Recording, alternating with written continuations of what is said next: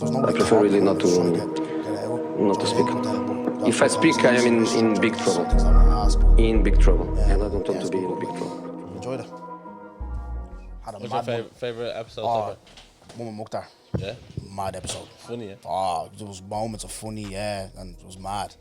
What did you just talk It about? was mad, bro. So obviously just the usual, like, got the gig on them and fucking, and then like, obviously I was asking them about their podcast. Obviously they get like all sorts on. Yeah, you know what I yeah. mean? It's like Neverland on that fucking podcast. Everyone's there, man. It's open season. They're open to talking to anyone. Do you know what I mean? They're brave. Especially in this social media era where you've got to be careful. You're not as brave, eh? What? You're not as brave, eh? No, nowhere near as brave. But he got it out of me though because remember that day we were here when we were all watching this episode.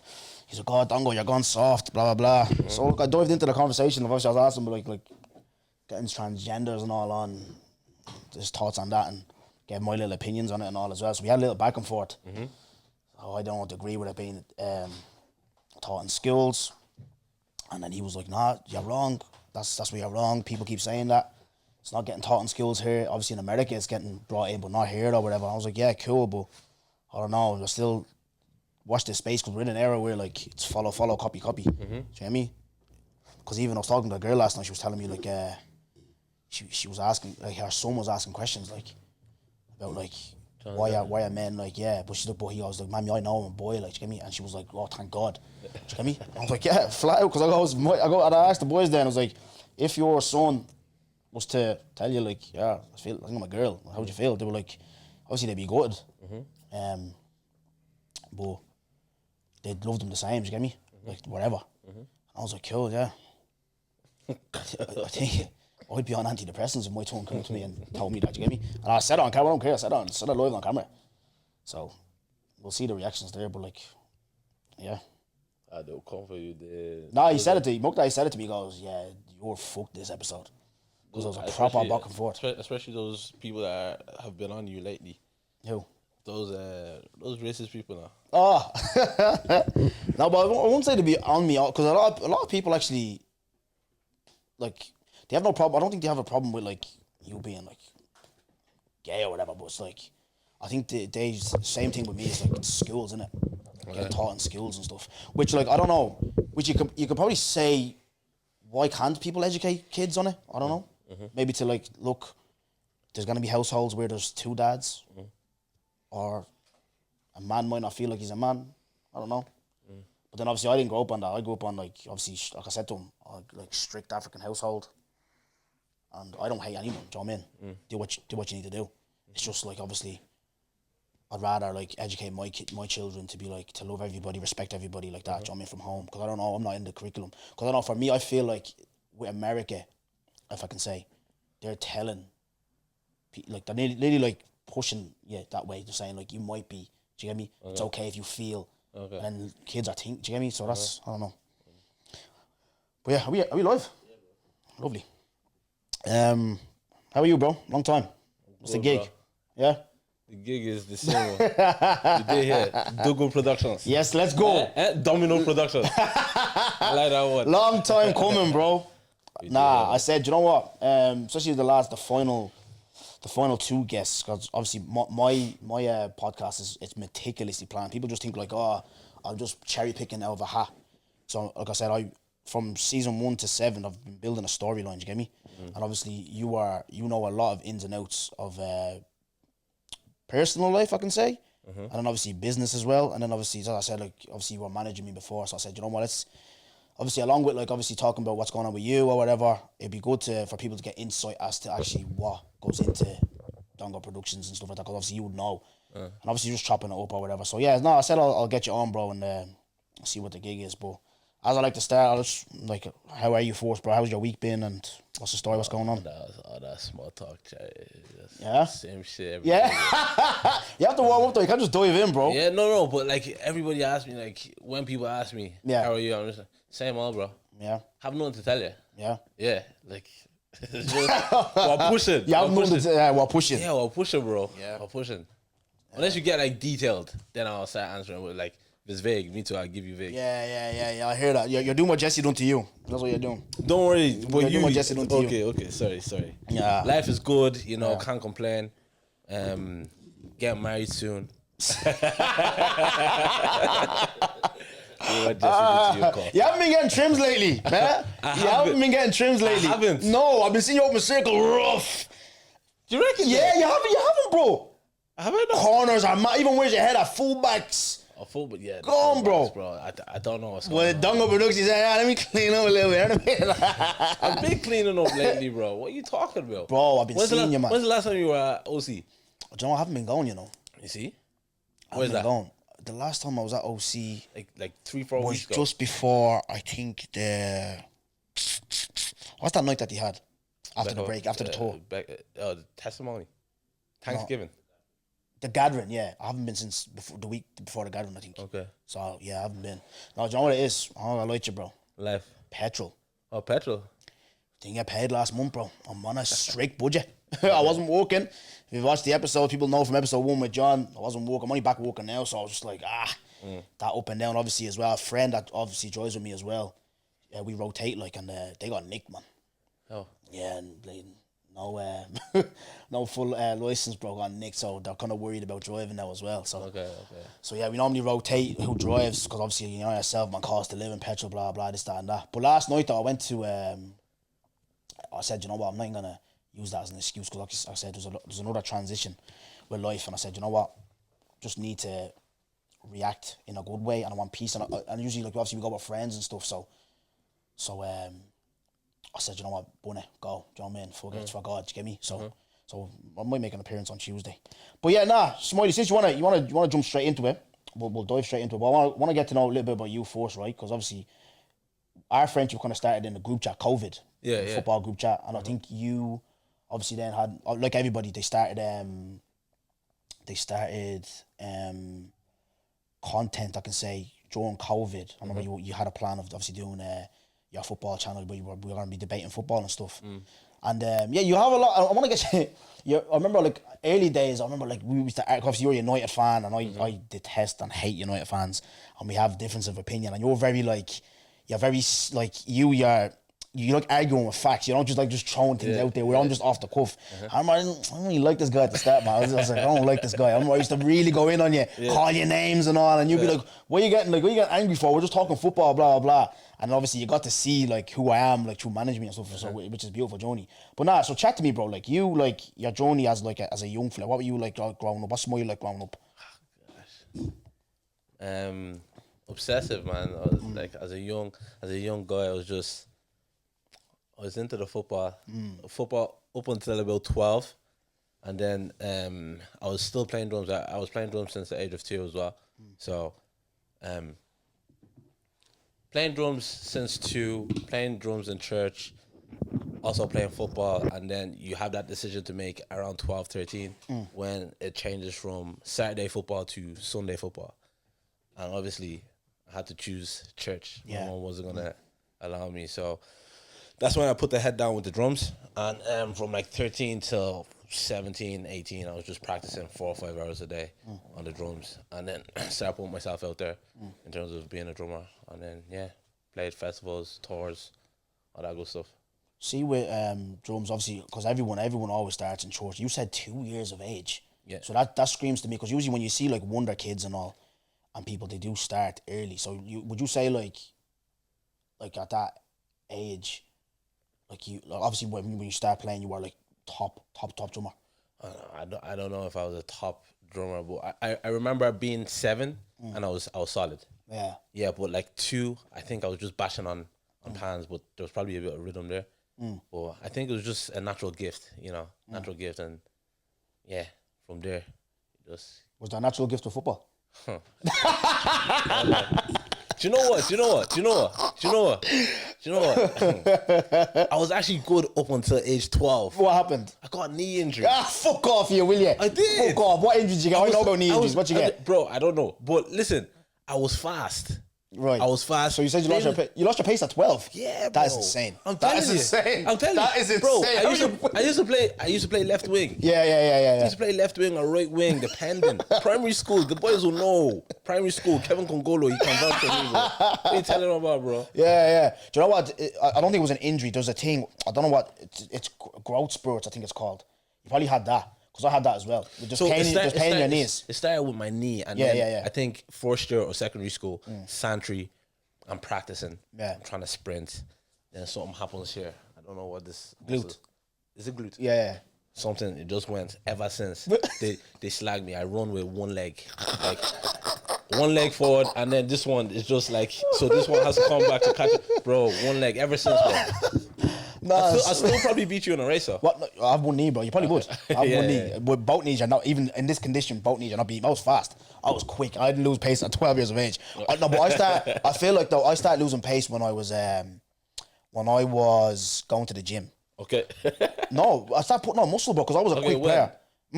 So I was just before I signed for Rovers, because I remember I was obviously with Cherry Orchard up until under 17s. So they started making us train with the men's team. So obviously I'm like with the men's team, it was a baptism of fire because you're getting like the men obviously not bullying you. Do you get me? I didn't like it because I usually holding off the ball, blah blah. So I remember then I started going to West Park Gym. Shout out my mate Lee. He's there running his own gym there in the area. And we used to go gym, but I remember like proper banging out weights. And I felt like obviously I always play wing myself, so I felt like I was getting slower. But I was getting better technically, do you get me? But I was rapid, like, do you know what I mean? But I started losing. I wasn't like as quick as I was. Even like in preseason races, I'm not forced. I remember like even like sports day, winning all the races. I remember even winning the races. Like I remember hurting my knee before playing City Boys Astro. Did you ever play in City Boys Astro? No, I saw that's the guy that little tennis Astro. Remember I think I took a shot. You know all these, like when you're playing with these lads like TZ and all these brick guys kicked his leg or something happened to it's ricocheted my knee.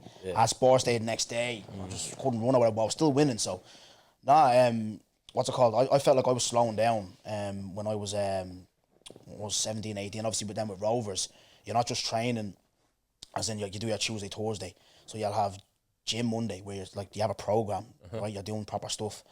And then Tuesday training, off Wednesday, Thursday training. And then obviously strength and conditioning Friday. Strength and conditioning, probably Monday as well during the week, and then weights, and then match Saturday. So it was different. I was bulking up, do you know what I mean, getting bigger, and I felt like that's when I was losing my pace. You get me? Yeah. And I'm glad you're actually here because we can talk a little bit of football as well before we get into the nitty gritty. But so talk to me about United though. So usually no, I need to know how you became a United fan. Usually it's passed down from like dads or whatever. But I remember my dad when we were growing up. We obviously grew up in Germany and stuff before I came to Ireland. He was a Bayern Munich fan. And I remember he was playing football before and he told me he played for Bayern Munich reserves, which I don't get it. Like he probably played from some local team, but he said it was Bayern Munich. But obviously now he's a Chelsea fan. But me, I became an Arsenal fan through one of my friends. And I remember watching Henry for the first time, then I fell in love. So what was your story of becoming a United fan? I didn't grow up with my dad, so he supports Liverpool. I remember in second class, this is all I remember. I wasn't a United fan. I remember there was, you're playing outside.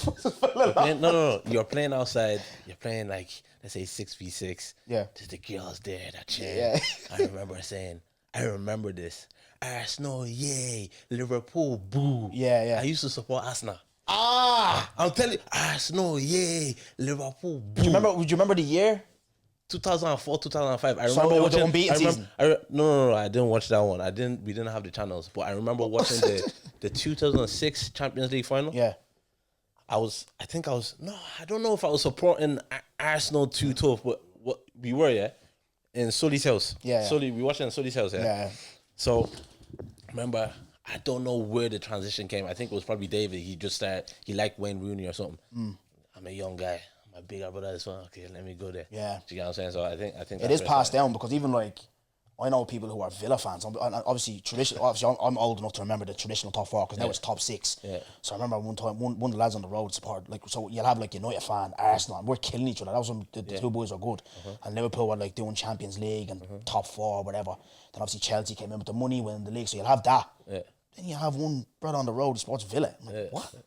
Villa? What the fuck you supporting Villa for? Do you know what I mean? You think like you support a big team, but it's passed down. Do you know what I mean? Like his dad supports Villa, so it's passed down. So obviously you got it from your brother. But I And I remember, like, obviously Leeds were big back in the day as well. And a lot of Irish, obviously in Ireland, it's United, Liverpool, Celtic, and Leeds. Okay. That'd be the teams that people follow here, and it's from people's like grandparents and all, because Leeds were a good team back in the day. But see, so obviously when you were starting to support United, obviously the glory there, because you're suffering right now, you're crying every week. Yeah. You're probably not crying today, you man won, but at the time recording United won. But do you remember the glory days? And how good were the glory days? That was good though. Yeah. 2007. Remember watching the Champions League final 2008. Like it was good. It was good. Can't complain. But obviously, ever since Fergie retired, it's different. But do you know what? I think as a grown man, I don't think you should be letting the team dictate your. I don't think you should be dictating your mood as a grown man. I'm being dead serious. Okay, goody. At 20, 21, I understand it. 27, 28, and yes, it's passion, but like for me, okay, I'm not talking in general. I'm talking for where I want to be. Do you get what I'm saying? If it's dictating my mood, there's a problem. There's seriously a problem. I watch it for leisure. I watch it to just, you know, but like I don't argue about football that much anymore. Sometimes when I'm watching it, I'm vexed because I still love football, but dictating my mood, nah. See, I hear you, and obviously as you're saying that, I can feel everything that you're saying, because it takes my mood. Yeah. But it won't take my mood in the sense of I'm not speaking to the kids. Yeah. Because I know some, especially in an African household, I've seen it before. Yeah. Where, like, some uncles, their team has lost, they don't eat for a few days. They don't. They haven't eaten. I remember before, one of my dad, I don't know if it was my dad or one of his friends, like, United fan or Liverpool or whatever, losing, he's not talking to his wife, he's not talking to the kids, his wife's making him food, he's not eating. It's that deep, but it'll never get that deep for me. It's just, you know what it is? I'm such a, like, football fanatic. Like, people don't understand. I just love the game. I love Arsenal. And so I just want us to do well, because obviously I've seen the transition of, like, I remember the good days. I remember 2002 winning the double.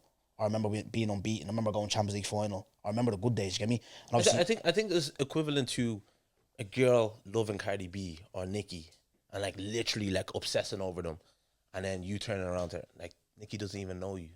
You're going this crazy over Nicki and she doesn't even know you. It's kind of similar when niggas are like, Rashi, my guy, like that bro, I've seen him from, he doesn't know you, bro.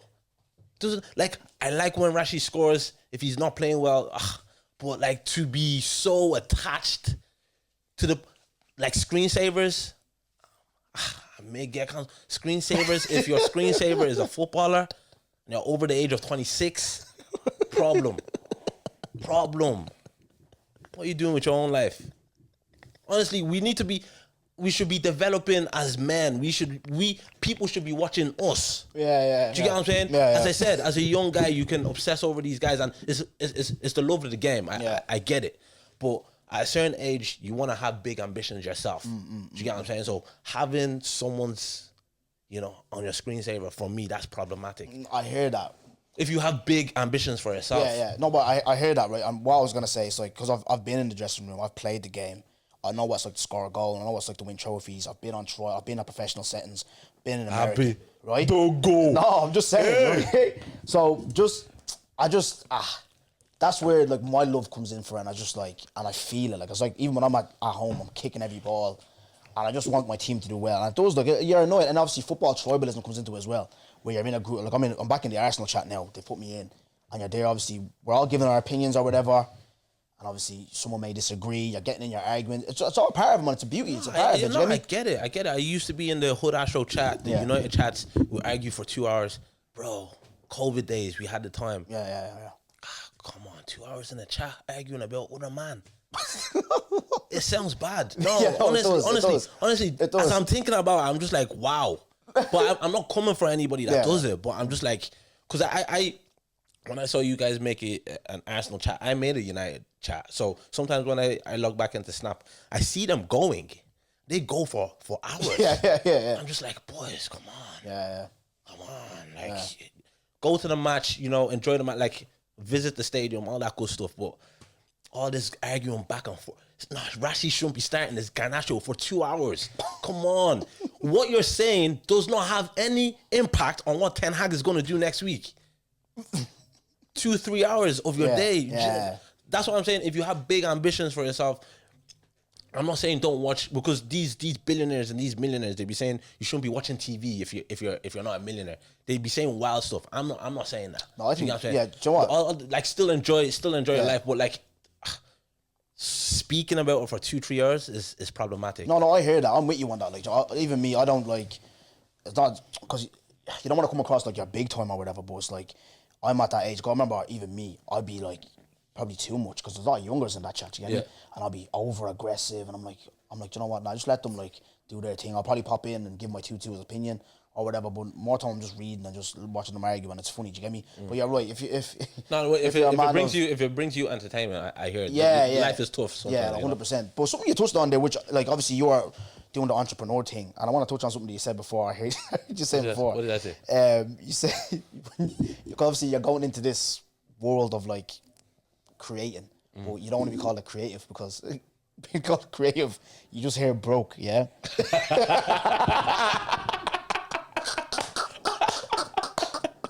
Right? But entrepreneurs, right? Obviously, you're like me. Do you agree with me now that you have to be a student to learn certain things? You stand to agree with me now because you study things, you watch things to get game. Did I say you don't have to be a I student? lied, Dave. Remember, you backed me. He didn't. Remember I told me we were arguing. This guy as well. I always used to say you have to be a student in the game. Okay. If you want to really improve and like you can't just like see like Ben White, he doesn't watch football. Okay. And obviously I was listening to, who was it the other day? I think it was the Overlap, Gary Neville's podcast. And he's talking about interviewing Trent. Yeah. And he was like, he shouldn't be shocked, but he is shocked because obviously certain footballers don't watch football, but he was intrigued how Trent knew ball. And it wasn't just his era. He knew back then, he knew the history of football. He's so interested about improving this, that, and that. And I remember even like Ronaldo, when Rio just recently interviewed him, and he's talking about when he went into the dressing room, why he gives credit to like the likes of Neville and all, because he used to watch them. Do you get me? Watch what they're doing. What's Rio doing? What's he doing? Like, and so I can be a top pro, and I'm gonna add to my personality. So that's why I say, like, I know nowadays you really remember when you're getting into entrepreneurship, you're really studying the game. Yeah. You're really like, you know, you're trying to hone in your skills and you're trying to get information. Yeah. So you agree now you have to be a student to improve. If I said that you don't before, that's from a place of arrogance, and that's why I got cancelled. Thank you. That's why I got cancelled in the first place. It's pride. We'll talk about that. Thank you. Yeah, it's pride. So you do have to be a student of the game, 100%. Right. So one thing that entrepreneurs and all say, the big ones, like, oh, you can't be sleeping, blah, blah, blah. And like you just said there, I think you said something like, don't be spending your time on this, that, and that. Some of them things myths, or do they do too much, or do you agree with some of them?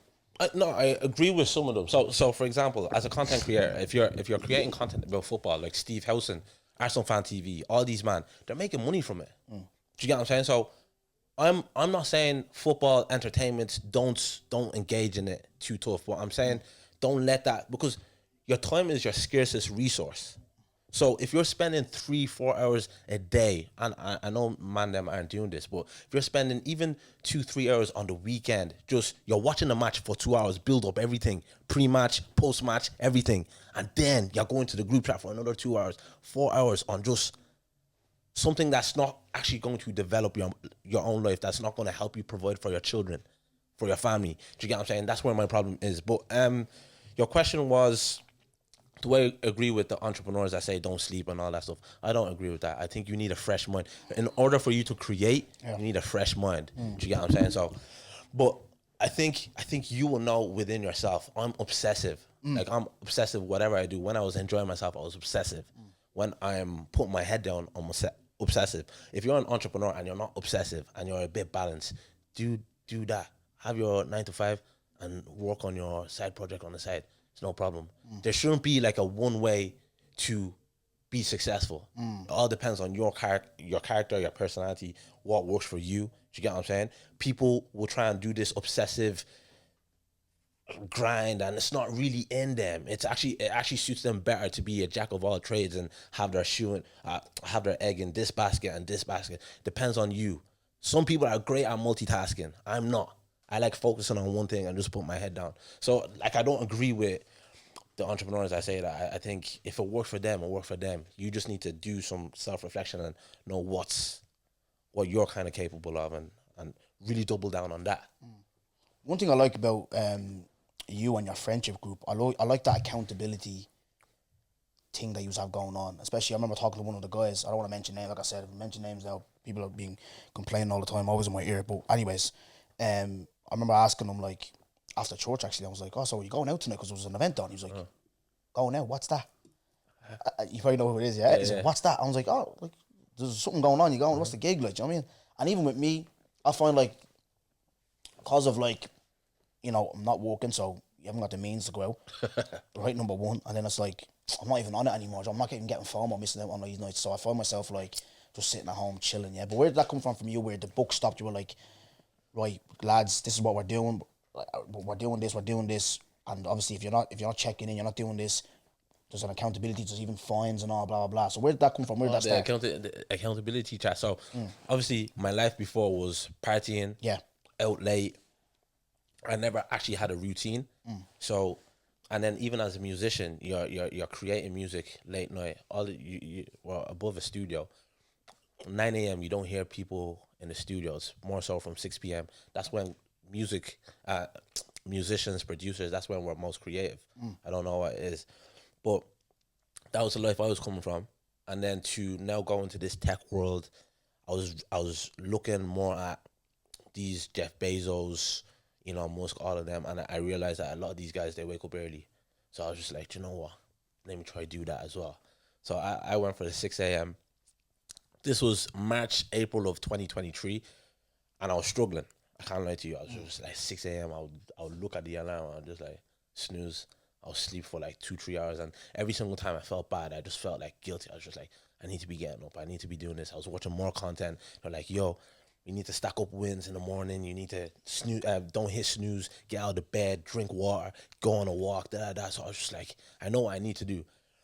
But I just couldn't do it. So then I rang one or two of my boys, not my like friendship group, but I rang one or two guys that were trying to do a business thing. And I was just like, yo, let's keep each other accountable.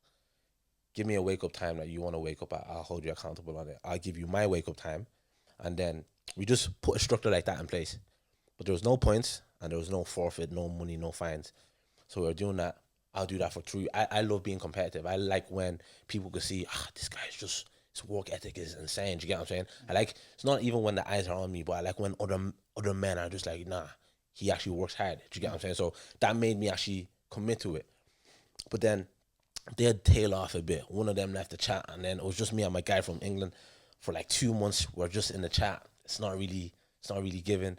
I got another guy into the chat in August. It was just up and down. We would do 3 weeks, and then the consistency isn't there. The motivation will drop from them or from me, and then it will just tail off. And then at the start of this year, David said he wants to join the chat, and I said, you know what? Let's introduce points. So we introduced points. So if you get over a certain amount of points, you stay in the chat. I hear this from Steve Bartlett. He does this with like his entrepreneur friends with fitness or something. So if you get over a certain amount of points, you stay in the chat. If you don't, you have to leave the chat. So we did that for 2-3 weeks. Everybody's on go. And then 1 week, one guy stopped checking in because electricity. He forgot to top up his electricity. I mean, you're gonna see it, bro. I'm gonna be real with you. Come on, I'm still not buying that to this day, bro. Because he had data, bro. Come on, he had data, bro. So it's just, boys, come check in electricity, and then there's another one. I think you have to go to the airport at 4 a.m. Just, I hear it, but listen, just little excuses like that was coming in, and then he left the chat out. Well, we kicked him out because he got under the threshold. And then there was just 3 of us, myself, David, and this other guy. And then for 2 weeks, he was on it, but then he dropped off as well. Had to kick him out. And it was just me and Dave. I was just like, it wasn't the same. So I tried to add this other guy in, still wasn't hitting. He left. And then I think around April or May, I was getting tempted, bro. Because this accountability group is so good because it keeps you, your Saturday nights, you're occupied. Do you get what I'm saying? Because you have your schedule, you have to check in, all that stuff. But I was getting tempted. I was like, let me go on Snap. My screen time wasn't being monitored because you have to have a screen time limit. Yeah, and you have to post it in. I like that. You have to post it in. So yeah. My screen time limit was normally like 2 hours. So because there was no limit on it, I was like, let me go on Snap. I was on Snap for ages. Let me go on Snap. Started getting tempted small. I saw one thing from time ago. I said, let me text. Because I ghosted her. because I was trying to get on my God thing. So the temptation came around April. She texted back. I was shook. I said, okay, tomorrow. I was just, bro, I lost it, bro. I was just like, tomorrow. I think I watched Too Hot to Handle around that time on Netflix. Can I please stop you there? And this is why I rate you so much, and I'm gonna say it here on camera. We had a conversation. So last episode was Lubungs, and she spoke about Sarah. Yes, Okay. she came on, and she spoke about these prophets and all these, like, who's ordained these people, blah blah. And one thing that I don't like, I think KD, I'm pretty sure has preached this in OC before. It's like Christians tend to forget their past, and they tend to be like, now that I'm walking this walk and I'm quoting Genesis 5 chapter 7 on Instagram, taking screenshots. I'm all, you know what I mean? I got a little shower there in Portmarnock Beach. I'm all fucking holier than thou. You know what I mean? Like and I said one thing I like about Smiley. You said it on Sharon's episode. You were like, guys, I'm not trying to talk like I'm getting. I want to get some. I've gotten some. You own it. And even there, you're owning that, brother. Yeah, I'm doing the accountability thing, and I'm reading Matthew 5 chapter 7. But there's days where I'm roasting. That's a human being, and this is what I spoke with someone's story on Instagram. I was like, I want people to, when they're watching my podcast, you're feeling what the person's saying. Because that's so real, Smiley. I'm not going to lie to you. I'm going to say it right here on camera. I know church people are watching, but I'm sorry, it's as if I speak. I speak my mind. 100%. I remember one time KD was preaching. I forgot what he was preaching, but he was preaching. Right? He was like, "These aren't being real. These aren't being real." And in my head, I'm thinking, I'm not being real, KD. Because I had a wank this morning.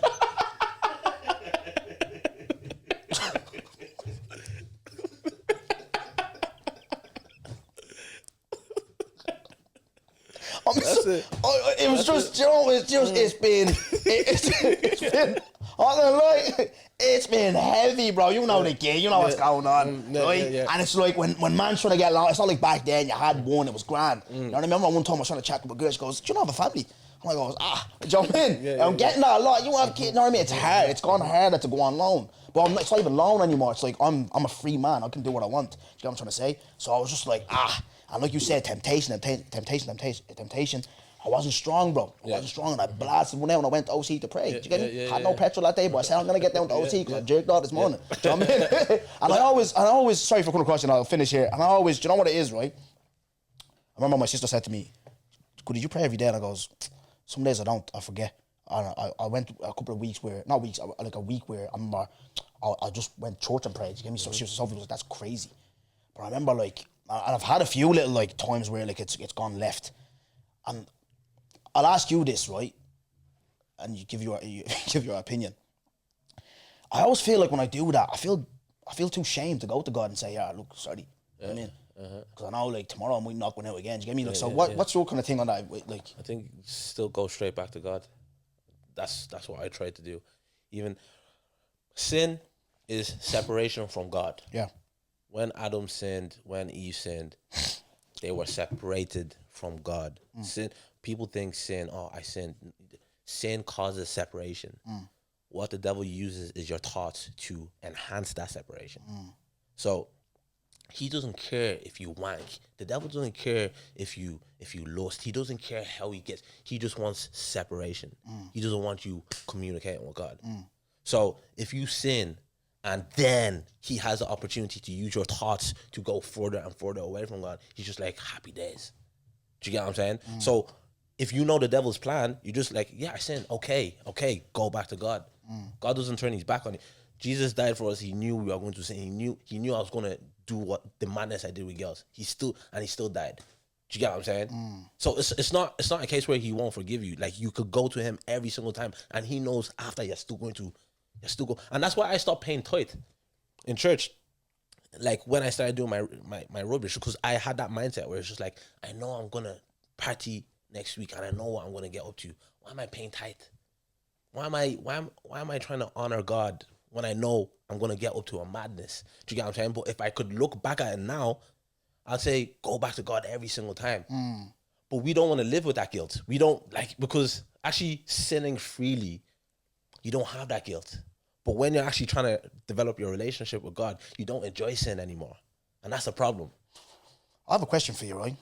And I love, I've said it privately, but I'll say it here as well. I love the respect you have for your brother, because it's very rare that especially nowadays where sometimes some families, not all families, even like I see it with B as well, with his brother and stuff like that. But some families, you get like the younger brother, especially they're different in stature as well. Do you know what I mean? Like you're like the Eiffel Tower. Yeah. You know what I mean? He's like a fucking Nissan Micro. You know what I mean? Like it's mad, right? Yeah.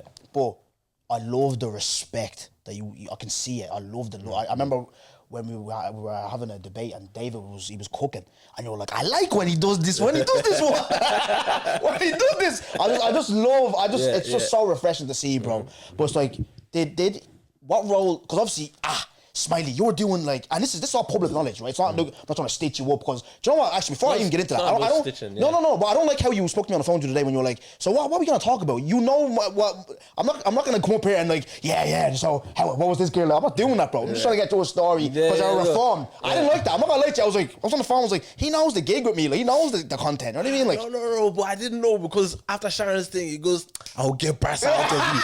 He said, I'll get brass out of you, and I said, hey. No, but okay, I'm embarrassing. You were like, it was on Snapchat. You were trending. You were like madness. But then you have a brother then that's on the altar with a Bible. Yeah. Do you know what I mean? So it's not. So what role did you look at that and be like, like my brother is so, and I'm so you see him at home. He'd be like probably like my ma. I remember my ma yesterday, bro. Look, I keep saying, look, I'm back there now. Every day, man's laughing. Every day, bro. Bible. And her prayer group that she's on every day, bro. Every hour she's reading and she's watching or whatever. So did that inspire you to kind of like to change, or it was just within yourself? It was. I think it was. He could throw more light on it, but he was praying for me. My mom was praying for me. And she got a couple pastors to pray for me as well. Oh, they do that. My mom paid some pastors. She paid, like for my health. Because I won't lie. I'll be real. There was one time I was going to Paris. I knew I was going to get up to you. It's just like, I'm going there to mess. She goes, Emmanuel, be careful. I used to get vexed when she said that. Yeah. When she would pray for me, I'd get vexed. Imagine your mom is praying for like protection, and I was getting vexed. I was just like, don't pray for me. Like that's how bad it was, bro. I was just like, I want to mess. Don't try and bro. I have some crazy stories. There was one time I was about to go to one girl's house. And it was 4 a.m. I knew what I was about to do. My mom called me. She goes, I was in the spirit. You're about to do something. I said, I said, no. I'm not. I'm just in my friend's house. Call off the phone. I still did the thing. But do you know what? It was so clear. Even when I was doing my madness, it was so clear that God was real. But David can have Bible. I didn't care, bro. Yeah. I was living my life, bro. Do you know what I mean? So, him being an example, yes, it plays a role, but that wasn't the turning point. I didn't see David. I'm just like, I need to change. In fact, obviously we had the studio. I think last January, Jafaris went away, so we were meeting up every morning to shoot content, whatever the case may be, plan for the studio. And then he went away. And then he goes, what did you guys get up to while I was away? And I knew David was OC. He was going to send those type of videos. I said, let me send my holiday videos because that's what I was up to. But I knew there was a contrast. There's a video on our Say That page. David is literally saying, and God loves you, something like that. And then I'm like, Amen, with alcohol, Amen. And then it goes back to David. And there's a crowd. We need Jesus. And I'm there like, last. Bro, it was just a contrast. And I knew it. And I was just like, post it, bro. And I was like, you guys did me dirty with the edit. I loved it. I didn't care. I was living life, even though there was an example there, I was living life, bro. Do you get what I'm saying? So I'm not going to say, I saw Dave and it was that time. No. It was as a result of my mom having a few visions and business and me traveling, and then it's when I came back, that's when I started paying attention to the example I actually had, which made it easier. But while I was doing my madness, no, not a chance. But who knows? It's only God knows. It's only God that knows. Yeah, no, it is a refreshing thing to see because they always say, like, especially when girls have these conversations, men can't change, blah blah. I think you can.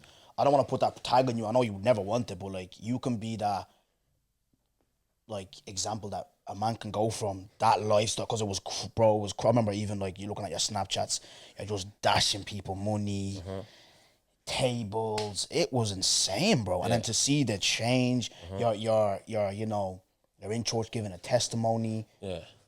And it is brilliant to see, man. And it's like, even me, I know there's like, I'm on that walk too, but I know that I have a lot of steps. I think I said it to the Bungs last episode as well. The one thing, even right now, that's gonna get me in shit, and it will always get me in shit, and I need to really change on it, is the anger. Everything else, they're going to church, and there is certain things that I do practice. Like I remember, like I had to sort some documents out to go back to work. My mom was vexing me, blah blah blah. But I always have that spirit of, like, my favorite verse in the Bible is the Joshua 1:9 verse, where it's like, God's not gonna leave or forsake you. Do you get me? And I'm always with that, even with like what? I bet. Yeah, even with the stuff with my daughter, bro. I'm just like, I know she's gonna come back. God's with me, blah blah. Do you get what I'm trying to say? So, yeah, man. Like it is a beautiful thing, man. Not religion, like when you're deep in it and you're walking, and plus you're not just reading or even us speaking about it now. You're living it, bro. Yeah. Because I think all the keys, bro. I remember my in-law. He's a pastor as well.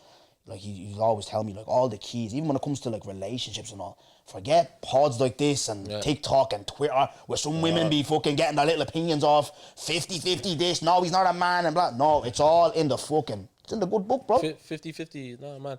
We'll get to 50-50. Yeah, no bother. But I agree with you. If you read a lot of these self-development books, all of them originate from the Bible. I'm telling you, bro. All the self-help books, all these self-help books, if you look at it closely, they're not quoting the like Bible. The secret and all. But the foundation is biblical. And they're just expanding it, bro. Everything comes from the Bible. And listen, I'm not going to go say, you need to believe in what I believe in. What I believe in, I felt it. It's so real to me. So that's why I have so much conviction, because I felt it, I've seen it. Do you get what I'm saying? I'm not like physically seeing it, but I've heard it. All these things where it's just like, nobody can tell me Jesus is not real. Even sometimes I question it. It can't be real. 2,000 years ago, it's a bit of a waffle, no? And then I'll just, little things that are just like, something that I'm going through, a verse, the specific verse will come to my mind. I open it and I'm like, oh my God. I'm like, and it will happen countless. I'm just like, nah. And then you're in spaces like open circle, and you see what's going on there. I'm just like, nah. He's real to me. Yeah. If anybody wants to take that's my thing, bro. And I feel like I said, sorry. No, go ahead. It gives me so much peace. Yes. So for me, I was always running away from something. Even when I was doing all the partying and stuff like that, I was always distraction. And I'll be real, the people that go out every week, that distracting themselves from talk to them, because I was that person as well. Same. It's like you're running. You don't want to be alone with your own thoughts, and it may sound mad, but even sometimes I don't even want to. I don't even, because it may make you depressed. It may make you like do weird stuff, but I see, and that was me going out every single week. You're just running away from the real burden that's in your heart. And I don't know what that was at the time, but I was running, and that's why I was so busy. That's why I was like spraying when it there, just distract myself. AirPods, all these things, that whole distraction. You put it in. You have some alone time. You put your AirPods in, TV, everything, just a distraction, so you don't think and you don't self-reflect on like, what am I actually doing with my life? Do you get what I'm saying? So, yeah, you seem like a man with a lot of purpose, right? And we'll go into this conversation. Fuck it. See, last season, let's talk about it, right? How does Smiley then, right, with all that going on, the mindset, the drive, the godliness, all of that, where, if there is space for a woman to come into your life, or is that so far gone? I know you spoke about where your drive, because obviously you spoke about on a couple of pods, where you're like, you're so driven that you don't want to go through what your parents went through, like fighting over money, blah, blah. You don't want a girl, like, I don't want you to be with me as I'm building. I don't want you to suffer. I don't want that for you. You want to be set first, and then you're going to look for a woman, Even at that, you're set and you're the man, right? Let's skip past all that, what you said, right? Because we know the gig. You're set. What type of woman is coming into your life? What space, like, what are you looking for? Beyond... Like, even with the Christian mind, you're still a lad. Yeah. So, is it personality, Is it back? What's the cake? What are you looking for? Talk to me. So I always say this, that a man builds, but a woman maintains. You can build whatever you want in this life as a man, but you need a woman to maintain whatever you've built, and that's my opinion. Do you get what I'm saying? Eve was placed in Adam's life not to build on top of, it was to maintain. Do you get what I'm saying? Women are there to help. Okay, you have the vision. Okay, let me help you maintain that vision. All this emotional side that you're not really in touch with, I will help you. I will cover your back on that. Do you get what I'm saying? So for me, I know I need a woman to maintain whatever I do, eventually build by God's grace. In terms of what I'm looking for, I'm careful not to say too much. Yeah, because you never know. You might go completely, you might say this, I want this, and then it goes completely left. Do you know what I mean? Yeah. So yeah, no, I hear it. It's more so, I don't want women morphing into what I want. Do you get what I'm saying? So that's why I don't say too much. Okay. It's like, if you say certain things like, I want this personality type, I want this, because I've seen it, bro. I was saying it on Sharon's pod that, I'm the type of guy that if you put sugar in your mouth, I'm like a girl. If you say the right things, I may actually look your side like, what? Do you get what I'm saying? A girl was saying, oh, I love the way you're so driven and you're so this, that. And I was just like, mama. Do you get what I'm saying? I was looking at her. I asked my boys for 2 weeks. I was thinking about her. I love the way you're so driven. That I don't want to get into your space too much. I could see your focus. I was like, oh my God. I was thinking about her for 2 weeks, bro. No, because I was just like, girls don't really get that. When a guy is actually, what do you mean? You could be balanced. You can still have time for this. That's what I always hear from girls. So when I heard that, I was just like, oh, this one is different. Do you get what I'm saying? So that's why. He's sleeping, yeah? You do that last time as well. This guy, blood. That's why I don't like saying too much, because I don't want it to be a case where, girls are now bent and they're not showing me the true colors. Because they know. Oh, because exactly, they know that. Yeah, what? Yeah. I know that's why I'm very, very careful. Yeah. Like, bro, but though, I've grown up older. I know I was having a bit of laugh with you there, the back and the face and all. But the one quality I think, though, you're right. It is maintaining what I got. Like, I'm building this and maintaining, and obviously, especially, do you know what I love as well, though, bro? And it's so simple, bro. It's just support, bro. Yeah. Because I feel like, especially, okay, me. I'm just gonna speak about me. Doing this, bro, it's like there's a lot of love on the outside. There is some hate, which it is what it is. On me, I'm not gonna try and like fake my way around this so people can like me as the whole package. You're. I always say this, yeah. If you like me, it's like, because I know I'm a lot, as you know yourself, yeah. But if you like me, I always call you you're like a soldier, bro. Because if you really listen to my message, I know you touched on like. Having like a football as a screensaver. Well, I've had this man here as a screensaver before, along with the kids. But it's like, it's not just because of like, I have him as a screensaver. It's just the person who he was. He was a genius, world class, adored by millions. But it wasn't just because of his genius. It was because he was a man of the people. Yeah. Came from poverty, bro. Overcame. And I just look at him. I'm like, not the genius of football. Jesus, never. It was just like the person overcame the person, bro. He always wanted to do well for his people. Do you get what I'm trying to say? So that's what like people misconstrue my thing, but it is what it is. What I put out there, yeah. I'm about to lose my train of thought. What am I talking about here? Oh God, this always happens when I get rambling, bro. It always happens when I get rambling. Let's go to 50-50. What's your right? We'll get back to that, right? No, sorry, traits, right? Traits, okay. You want someone to come in and just be supportive, bro, because I am going out there. It is war, bro. Yeah. Do you know what I mean? And just be there for me and give me some pointers, give me some game, and help me, bro. Do you know what I mean? Yeah. Because I believe, I don't know if you agree, I believe no matter how best friends you have, all the man them and you from the sandbox, I believe women or men, that's the closest confidant that you have. Do you know what I mean? They're the ones that wake up your morning, bruh. They see everything. Yeah. Like, do you know what I mean? They're the closest person to you, bro. When you're stepping out that door, especially if you live together or whatever, or they're the first person you message or whatever, that's your guy, bro. That's your G. Yeah. Do you know what I mean? It's important to pick the right one, bro. Do you know what I mean? So it's someone that just support, forget all the looks and this, that, and that. Just support, bro. Do you get me? Yeah. But my opinion on the 50-50 depends, bro. Depends. Let me get your thoughts first, though. So you believe you don't believe in it, do you? I don't believe in it, bro. Like the woman shouldn't do anything in a world of equality and shit. No. If she wants to do something, she can. This is my reality. I don't want no 50-50. And I'm not pandering. I don't want 50-50. Someone close to me, he was in a situation where he had to produce a bit of money. And obviously, all of my funds has gone towards my startup at the moment. And literally, as I was sharing the problems that he was obviously going through, my mind was just, this is not only for women, this is for men, like people close to me. There's a financial problem. My mind just starts calculating how can I make this possible for this person, even if I don't have it. And that's the type of personality I have. And it's solely to do with my childhood when I was powerless, when my mom was basically crying.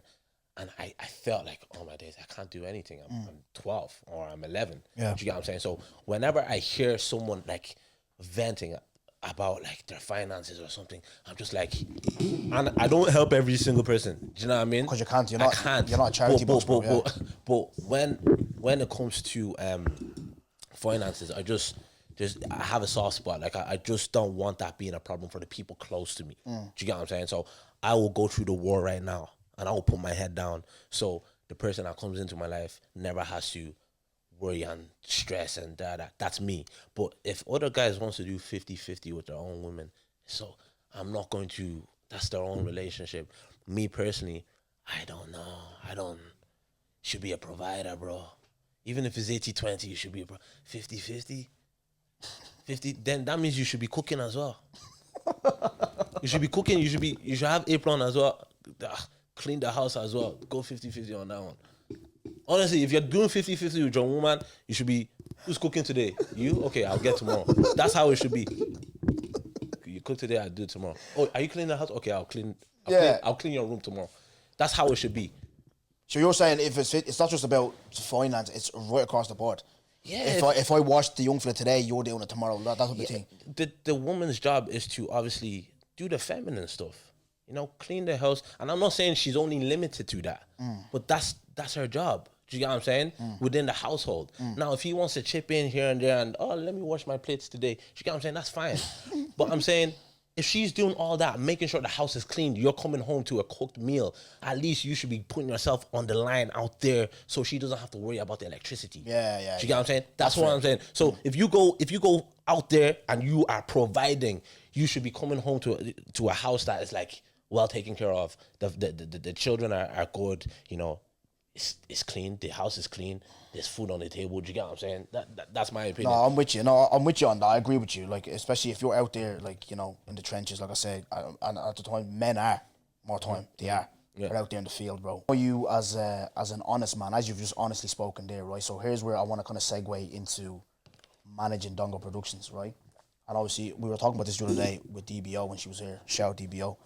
And honesty about, like, obviously your brother, and obviously I'm always having conversations with Ness. I talk to Ree about, like, you know, the Irish creative scene and stuff like that, blah, blah, blah, and this, that, and that. So obviously you were on the ground with Dongo Productions, and I want your full kind of honesty.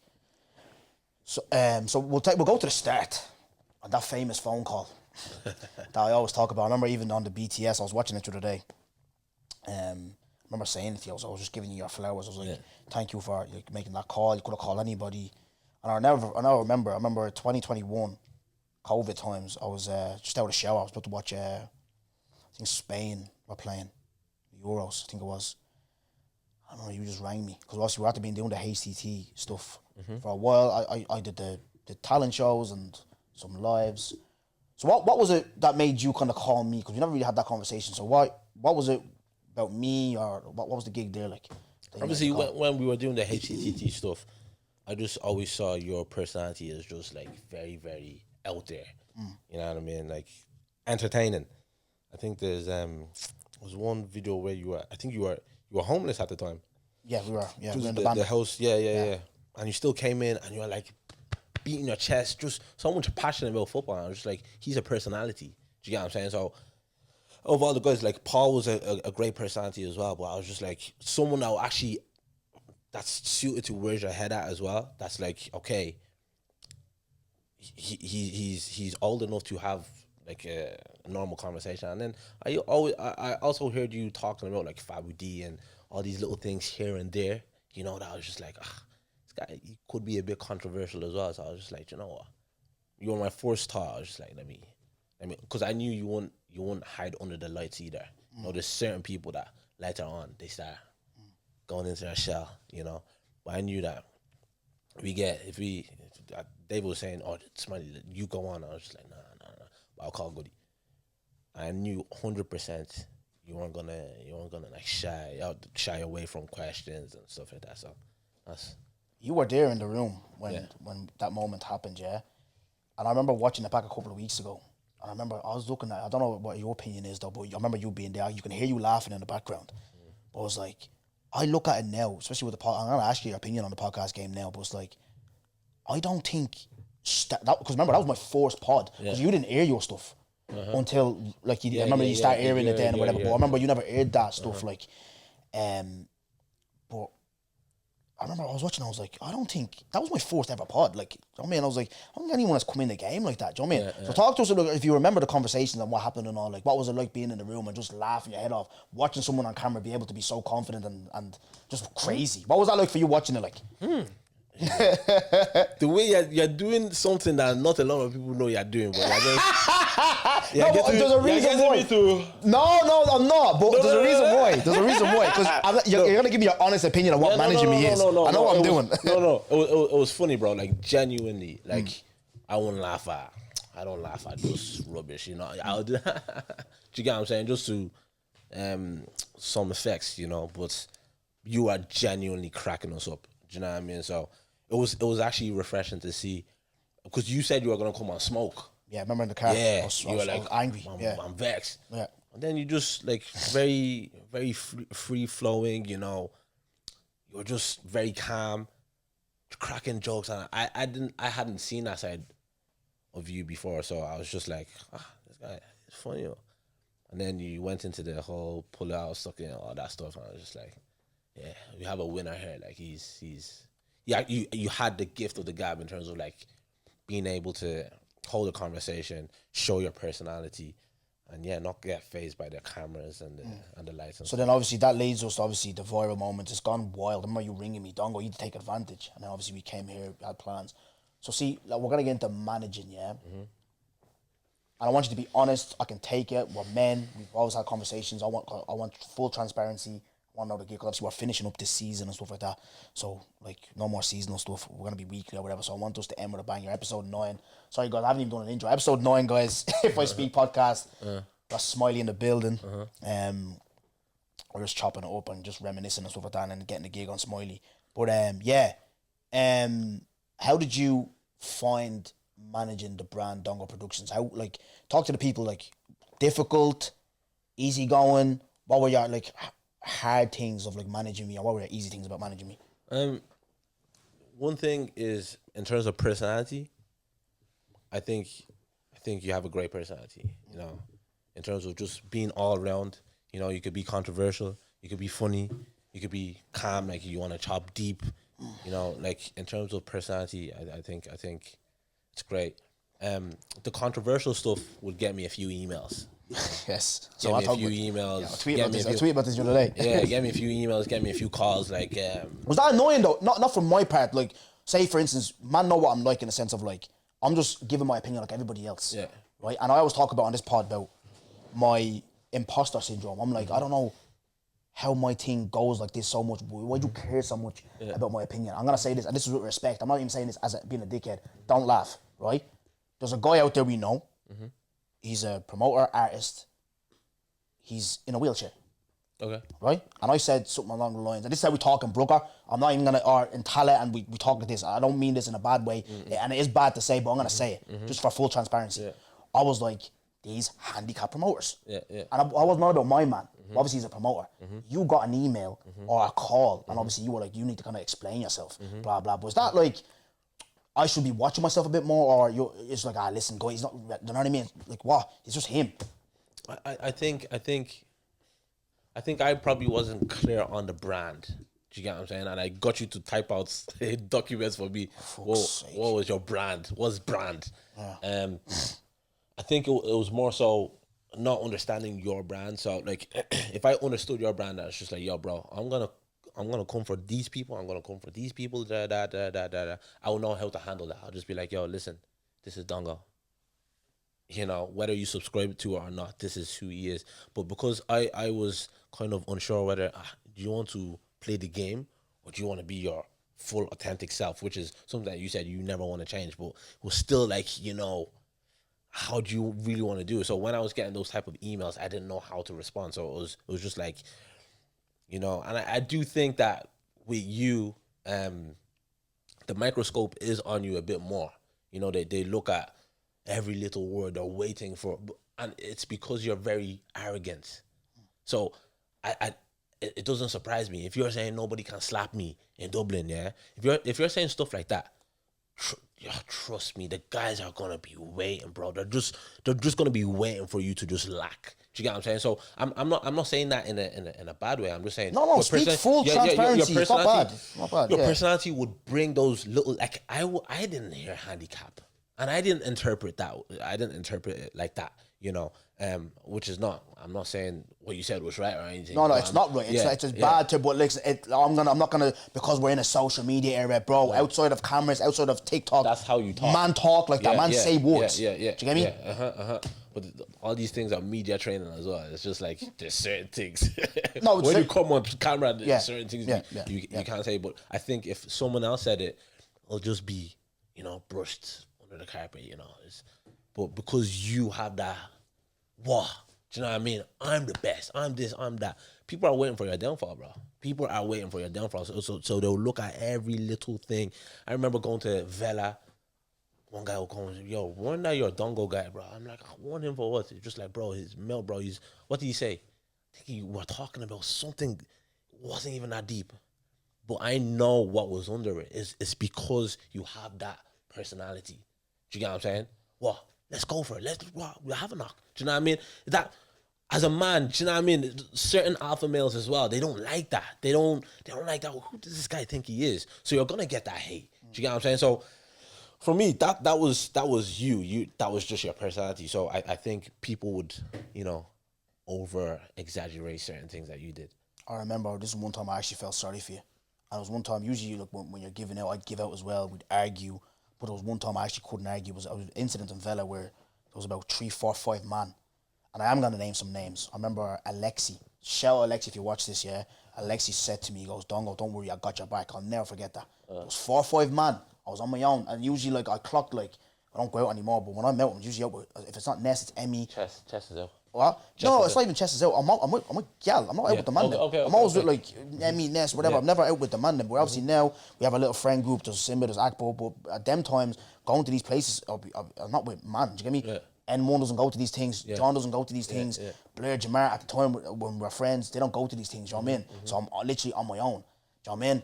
I remember being there. I was ready. I didn't give a rat's. I was ready. Like, you get me? I didn't give a rat's. But I remember Alexi saying to me, "Nah, don't worry. Like, I got your back. Like, nothing's gonna happen. Blah blah. This, that, and that." But I remember then, like, an incident where I got a phone call. I said some shit. I said some mad stuff. Said, "Oh, I'm gonna get your head blown off or something like that." To some chap, and obviously you got word of it, and you were like, "Dongo, do you not understand? You're a brand."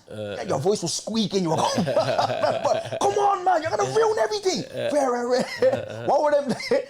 Did it get to a point where you were? Was there any? Let me ask you a real question, because we're having real men conversation here. Yeah. Was there any time you were saying you were looking, you were like?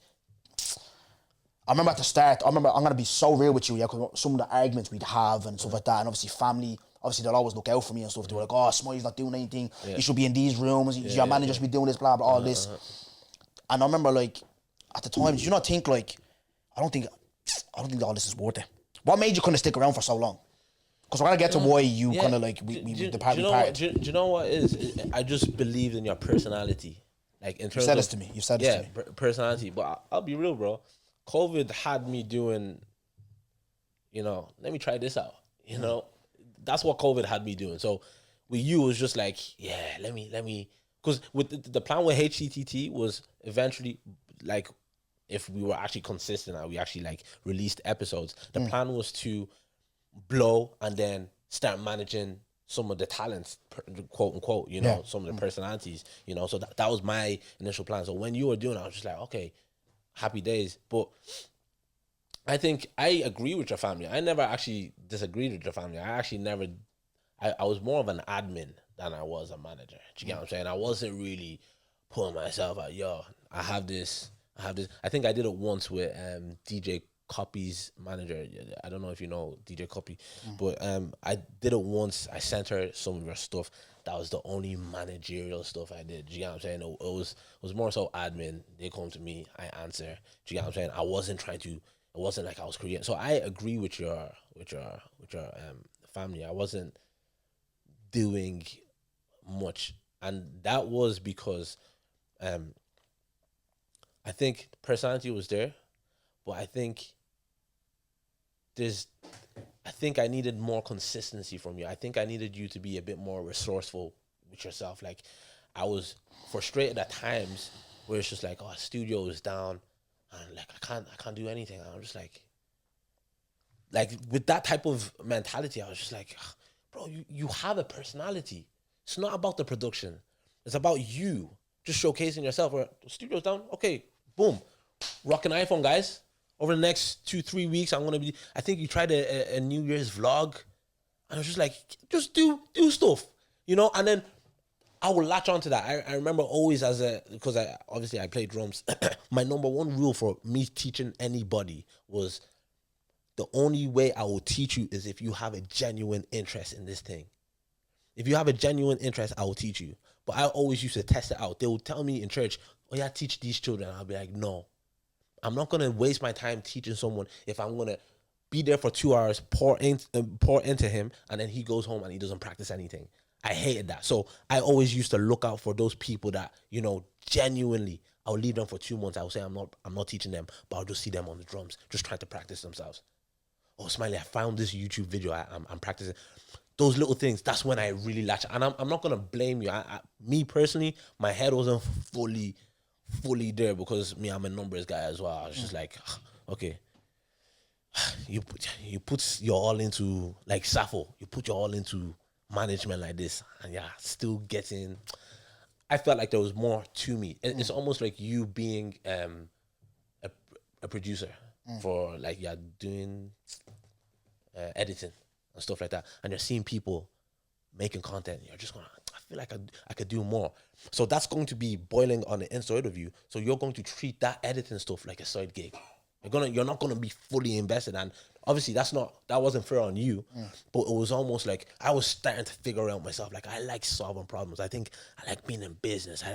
And then obviously that whole you blowing and stuff like that. That was all like okay, yeah, let's do it. Do you get what I'm saying? So obviously as time was going on and I started, you know, these things started boiling on the inside of me, and you were still in the picture. I was just like, I can't really put because as I told you, I like to be 100% in on stuff. And I didn't think it was worth my time being 100% obsessive with being a manager. 100% obsessive over being a manager, I didn't see it. And then also the stuff that I explained to you just there, where it's just like the resourcefulness of studios under renovation. But listen, I'm gonna keep putting content out there. I'm not gonna depend on anyone. I'm gonna go. If I saw stuff like that, I'll be like, hey. I still would have like, out of respect for you, I still would have, like, you know, stepped away or whatever. I'll just help you out, admin stuff, or just be an advisor or whatever. But if I saw stuff like that, I would have latched onto it a bit more. But if you put in 100 hours a week for someone that's just like, yeah, I just want to take opportunities, I don't want to create the opportunities. I'm just like, it's hard to put in 40 hours, 50 hours for someone like that, or go to England and try and make. It's hard to do that for, you know. And I think it's maybe because of how you blew as well. Yeah. You know, I even expected I expected things would just, come your way, and all I would need to do is just be like almost like a middleman. Just like opportunity will come, boom. Opportunity will come, boom. But in terms of like creating that opportunity, I wasn't expecting, to have to actually be there, try and go to these brand rooms, talk for that. I wasn't expecting that. Yeah, You get what I'm saying? and I hear that because I even trying to move on to find a manager to help, I should figure out. You know what? I remember getting told like, we'll talk off camera. I don't want to give names, but they were saying stuff like, to have someone's career in their hands and you being responsible, it's a lot. And obviously, especially where I'm at now and the level I'm trying to get to now, I need someone on go. So I said, you know what? I'll just do it myself for now. You need someone on go. And going for it, I'll try to get the season sponsored. You're writing a deck, analytics, it's a lot, especially if your heart is not in it. There's a lot, and looking for agencies, they always go and ask for analytics and this and that and that. It is a lot. It is a lot, you know. So even but what I love about our journey is, at the end of the day, number one, you believe the man, always 100% transparent, honest. And I'll always, I don't give a rat's what you say, what your brother says, I'll always give you guys the flowers, because in Ireland we always give out about gatekeeping and people not helping and this, that and that. I wouldn't be sitting here with the people that I've sat with, people I've met, live show. Bro, there's man there coming up to me in Button Factory from France, bro, telling me to watch the pod. Oh, man. People wanting pictures outside and stuff like that, and it's all true. I started here, you know what I mean? That's why I said I'll always give you flowers. And even with that, like, accountability in the sense of like, okay, studio's down, but what do? You have a personality, you have live there, you have TikTok there, you have blah blah blah, which I'm starting to hone in on now. Even like I have an absolute, I think I have a deadly idea for my 100th episode, which obviously we'll speak off camera and all that. So there's a lot of stuff that is happening, and there has been progress from that. But it was a beautiful a beautiful journey. And what I love, sorry, I just need to get this point in. It's just like we got a live show out of it. We got 3 years and we got a live show out of it. That's what I love about it. You know what I mean? No, 100%. Like me sticking around wasn't even if this guy blows now. Yeah. Or that. It was just more so like I was invested in it mentally. Do you get what I'm saying? But in terms of actually doing the work that was required, I looked at it. I was just like, I always see vehicles as leverage. I was just like, me as a manager, I'm underutilizing myself. Do you get what I'm saying? So it was starting to become more clear and clear.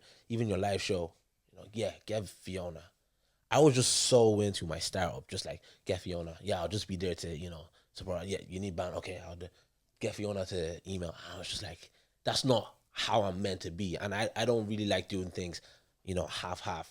So that's when I started realizing, okay, maybe it's best that I start, pulling away or whatever. But yeah, I think the reason why I stayed so long was just like, in the back of my head, I was just like, he just needs one video. He just needs one, with that personality, he just needs one opportunity. Do you get what I'm saying? And you don't need England and label and this to create as a content creator. You don't. You just need one video, and that comes from an iPhone. Do you get what I'm saying? So that was my thinking. It was just like, all he needs is just one opportunity. And I still believe that you still have it in you because your personality hasn't changed. Yeah, you know what I'm saying? It's just a matter of volume. Yeah, 100%. And we had this conversation with Katie the other day. So like, even with 90s babies and stuff, like I think they blew off. There was just conversations. You get me? And some people blow. Like, so you see someone like Shits and Gigs, they blow off. They have a niche. Do you get me? You can even see, like, not that they blew, but it's like the girls, GTG. Yeah. One dilemma. Boom. Go on. Do you get me? And it's created so many opportunities. But with my thing though, it's so organic and pure, and in a sense of like, I'm just having conversations. Maybe it'll take a little. I said there, I had a mind yesterday, Kate. Do you know what I mean? Whatever. It'll take one of them, but I'm just trying to be so pure, bro, and I'm just so natural and just be me. Well, the one thing with me. Go on. Sorry. I think you could be pure. I think you can have your podcast where you showcase this side of your personality. Where it's the just quiet side. The quiet side. Yeah. Let me get to know you. And then you could have another segment where it's just like, yo, KD, for half an hour, I'm just going to speak into the mic. I'm going to speak my thoughts. I saw some tweets. I'm just going to ramble. Do you get what I'm saying? And then there's nobody interviewing. You're not interviewing nobody. You're just showcasing you could have different types of segments. There's the manager in you. Dongo Productions. Do you know what? My mom said, like, it's not even me being a manager. I hate when I see people underutilizing what they have. Yeah. Like, really and truly, I hate to see it because I'm just like, you don't even know what you have.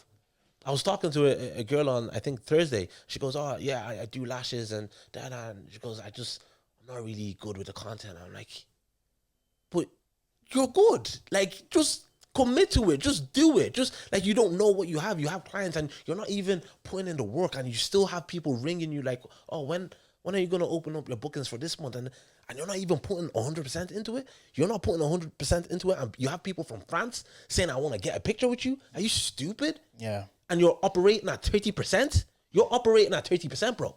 Yeah. I'm telling you, student. Let's have a conversation. Student of the game. No, I'll be real with you. Like, you're a student of the game selectively. You are. You watch the podcast. You take your notes. Oh, well, let me watch Netflix. If you are actually, I'm telling you now, I'm saying this not to like belittle. No, it's more so to ignite a fire. Like, bro, you are operating at 30% seasonal podcast, and you just throw a few stories on Instagram, and you have a man in France saying, I watch you.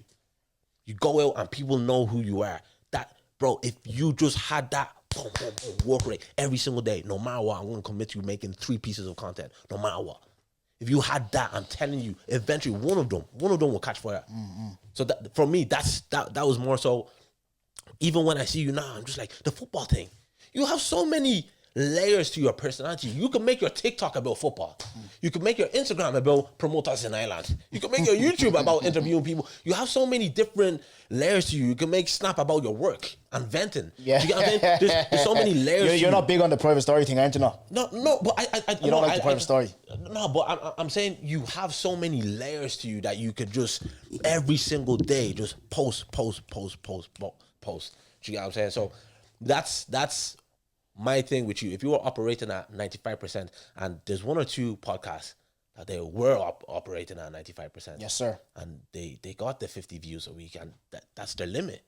So I won't be talking passionately like this. That is their ceiling. I won't be, but you're operating at 20, 30%. I'm telling you now, bro. What if you 10,000, get my 10,000 where? Again, 5 minutes in, bro. you're getting 4 minutes in, you're 10,000. Bro, if you actually did your 10,000 hours and you actually took the notes and you actually you got into reading last year. Did you finish that book? Nah. No. Nah, man. Do you get what I'm saying? That's what I'm saying. Like, if you actually became a student of the game and you actually, do you know what? After work, don't call my phone. I am doing either content or consuming content to learn. Bro, difference. Yeah. Difference. You don't need a manager. You don't need no. Victor Alfred was being managed by his cousin, who's a basketballer. He was being managed for so long by his cousin. He didn't have a manager. You don't need managers for content, bro. You just need to put your face in the camera. And I'm not only speaking to Dongo, I'm speaking to everybody. Like, if you know that you struggle with fear of judgment, just put your get into accountability group chat, put it in your schedule, and just post the content. Just be volume. I'm even speaking to myself because I'm scared sometimes. Me that I said something, girls shouldn't do something. Comments are saying, imagine waking up to this. Posting content is not easy. For you girls, I think I was having a conversation with a girl, just like, I was saying, it's easy for girls to make content. And she goes, it's easy for guys too. I said, don't say that, not for me. Because my assets, you only see my assets in person when I'm standing up. Talk to them. When I'm standing, if I'm sitting on a couch, you can't see how tall I am.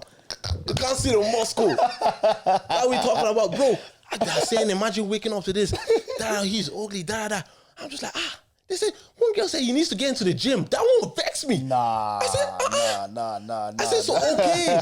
You don't see me. You need to see me in person. Yeah. And it's not like, it's Chris Brown or anything. I'm just saying, it will inflate what you are seeing. You get what I'm saying? But yeah, no. I'm saying it to everybody. Like, utilize what you have, bro. Like, we have an iPhone. Before 20 years ago, you had to spend 20,000 on marketing. If you had an idea and you wanted to get out there, you had to spend 10,000 to get on a commercial. You had to do all these things. It was about money back then. And if you wanted to get momentum within your community, it's word of mouth. You have to, neighbors ask for favors. You don't need to do that no more. One little video, poof. Do you get what I'm saying? So that's my thing with you. Just put yourself out there, bro. Appreciate that, man. And like I said, with me, the journey. People that follow me and watch me, I just want them to get a little insight and into the come up. Obviously, you were on the ground, you know a lot. And it was a brilliant insight. And it's a good advice. And everything that you're saying, bro, like I said, Ness gave some advice on the podcast scene that died a little bit. People are like falling off here and there. Obviously, the girls are flying. And I'm obviously, she was just giving a little pointers that people are not marketing themselves. I got a mic, I got a camera, I went into town. Bit of banter, bit of laugh. I took it on board. Yeah. And obviously, with the consistency, you know, obviously, I want, instead of doing seasonal, we'll be doing weekly. There's more, obviously, lives and stuff. There's TikTok. I've started talking on TikTok as well. There are a little bit of beef with This Is Dublin. Ben Williams shouted me to see if I wanted to fight him. Yeah. And I'm thinking of even like doing like a documentary's not, because I'm not there yet, I haven't made that, but just like a day in the life or something like that, or a lot of BTS stuff. I just want to do content, bro. Do you get me? Yeah. But nah, just back into you, and I was trying to ask you some opinions. Are you still, obviously, you're gone away from the secular world, if I can say? Do you still kind of keep your ear to the ground to like the Irish scene, like music wise or whatever, or what's the gig? So you're not even, No, I don't. you're not aware of what's going on, nothing. I was going to ask you, okay, what about podcasts? I don't care. I don't care, bro. Do your thing. Yeah. I don't consume music in general. So I'm not one of them that says, oh, Irish music this, but I'm bouncing Lil Durk and stuff like that. I don't listen to Lil Durk. I don't listen to American artists. I don't listen to anybody like that. Do you get what I'm saying? Like genuinely, in my free time, I wanna consume knowledge. Music doesn't really give you knowledge. Do you get what I'm saying? So like every little second that I have, sometimes when I go to sleep, I'll just throw on a motivational podcast. I just want subconscious. Because I have to make up the years. I spent so many years just doing rubbish. So I just want to be consuming, consume knowledge, wisdom. So when people are talking about like music scene, or I don't watch Where's Your Head At, that's my brother. I don't watch it. They don't talk about. They don't like. Yes, I think they're changing a bit. They've changed. Yeah, they have changed. Yeah, but I'm just like, I'd rather listen to the likes of Miles Monroe, Alex Hermosi, just get knowledge into me. So I'm not really listening. Who? PBD. Yeah, PBD. You know, I'd rather just listen to knowledge. So it's not a knock on Irish. Oh, Irish music isn't good. No, it's just I don't listen. Also, I asked because obviously you were one of the reasons why I wanted you as a manager as well, because you, in the life you were before as a drummer, as a musician, you did have connects to like some big artists, and obviously any artist that like a cello doing a show, you literally, you were the number 6. You were conducting everything. Officer done like longitude. You were the guy conducting stuff. You'd fly away. You were drumming, so you had your eye on the game, and then obviously as well, your opinions are, you know what I mean? Because I'm trying to, I chat on like online a lot, because Mimi the music blogger is always giving her forthright, hard, strong opinions on the music scene. Ooh, Mimi the music blogger, yeah. Okay. From UK. Okay. And I feel like in Ireland, I think we should be able to kind of like, people like us, if we're critiquing me, I know where you had I used to before, but they're gone away from that. But obviously, okay, say GTG, they'll get artists on, charge or probably speak or whatever. I feel like we should, like, especially if we're consuming it, we're buying these guys' tapes and we're going out to their listening parties, we should be able to speak objectively. Do you get what I'm trying to say? I can maybe ask you on that, because obviously, but here, because of the proximity, you might say something constructive criticism. I'm not gonna say, oh, this fella, you're shy, give up, you know what I mean? Like, stop, like, save yourself, it's cost of living, save yourself some money for paying the producer, you know what I mean? And studio time. But we should be able to be objective without a man, you're in the middle eating your house special and Charlie's hitting your box inside the head, you know what I mean? Like, do you not think we should be able to be objective? You should be, but because artists are they're very sensitive here, Andy. Like, I hear it though. If you're putting in 7 hours a day, and some of them aren't, but if you're putting in like 7 hours, you're like, music is repetitive. Like, you're in the details with music, you know, and sometimes if you're not really good at taking feedback, it's just like you've put so much of your own effort into it. Can I stop you there? I don't know if you're gonna agree with me, but for me, I look back now, because I wasn't good at receiving feedback, I operated at a high level, at my level, like DDSL. I went reserve football, like I said, and I look back now, I look at the likes of LeBron, Ronaldo. I remember there's a video where Ronaldo misses a shot and Roy Keane is destroying him. You're fucking this, you're fucking that. That's the, people like look at sports and us, like blah blah. It's a cruel, like, men are on each other. There's fights and training. There's obviously now you have online players getting for me, if you're not able to take criticism in whatever you do, stop what you're doing. I'm so sorry. Okay, so my opinion on this is, I'm so sorry. If you're trying to be constructive about something, you want to be constructive so you change behavior. So it's not about being right. It's not about saying your opinion. It's about change. If you genuinely I want the best for you. And I know the way I can probably get you to change your behavior is being passionate. You remember my voice squeaking because that's what makes you listen. Yeah, If yeah. I'm talking like, yeah, Goody, you have so much 20%, you'd be like, yeah, bro, I appreciate that conversation. But if you see me and I'm in it, like you remember it. Yeah. But the only reason I'll take an approach like that for you is because I want to change behavior. But if I want to criticize someone and I want their behavior to change, and I know that this person isn't really open to criticism, I will not criticize. I would go, that's emotional intelligence. You're trying to get a different behavior, right? So it's not about being right. It's not about saying your opinion and saying, yo, bro, that shit. It's about reading that person's character and playing to his character, so he could get the message and change his behavior. So I don't think it's on the artist. I think if you really want to give constructive criticism, you need to slow yourself down, and you need to find a way, how can I give it to him in a way he will receive it and improve? No point of saying, bro, that was shit, and I don't think, and then he literally goes to the studio and he records the exact same way. No point. You're both wasting your time. So I would look at that and I'll be like, okay, how can let me gas him a bit. Let me swell his head a bit. And you can say it's being fake. Bro, I don't care about being fake. I want to change behavior. If I see someone that could utilize the potential a bit more, I want to see that. Do you get what I'm saying? So I may not be harsh to this person, but I may be very, very harsh to this person. I may be a bit more soft on you, but then, do you know what I mean? It's all about the person. Yeah. Do you get what I'm saying? You're spot on. What you remind me there, I remember Wayne Rooney talking about it, where he's after scoring a goal, he's having a great game, but Fergie comes in and blasts him. Yeah. But he's blasting him because Ronaldo. No, Nani. Oh, Nani, okay. Nani's dribbling too much. He's telling Rooney to stop dribbling. Yeah. Rooney's playing everything two touch. So he's blasting Rooney. Like you said, strong character can take it. Yeah. But it's like, okay, he's playing a good game. He's playing two touch, but I'm the one dribbling. Yeah. The message being received to him. Yeah. Change behavior. Exactly. Spot on. Change behavior. Spot on. So like all these musicians giving box, to me, it takes two. It takes two to tango. You too. Read a few books, emotional intelligence. Just, do you know what I mean? Back to you, bro. You said something in your testimony I seen on the Open Circle page there.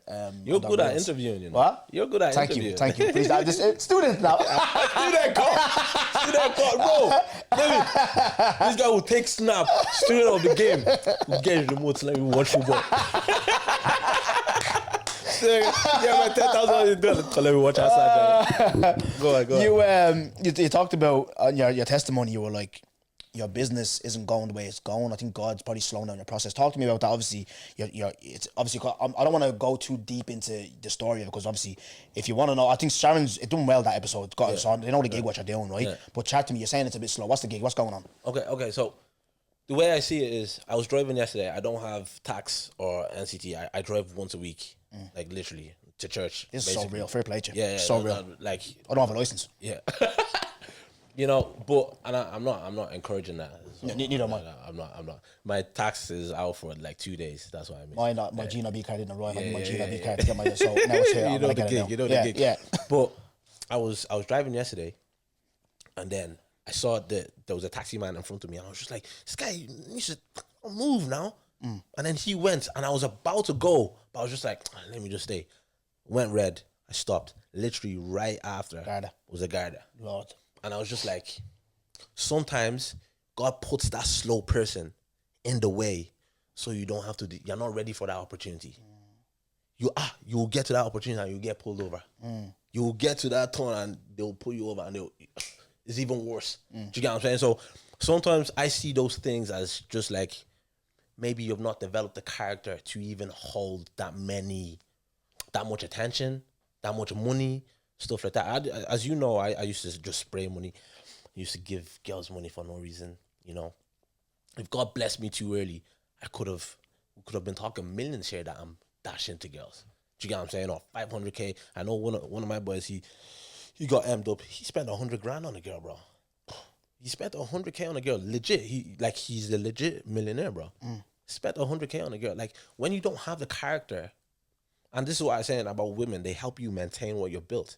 When you don't have the character, you will throw it down the drain. Mike Tyson is the perfect example.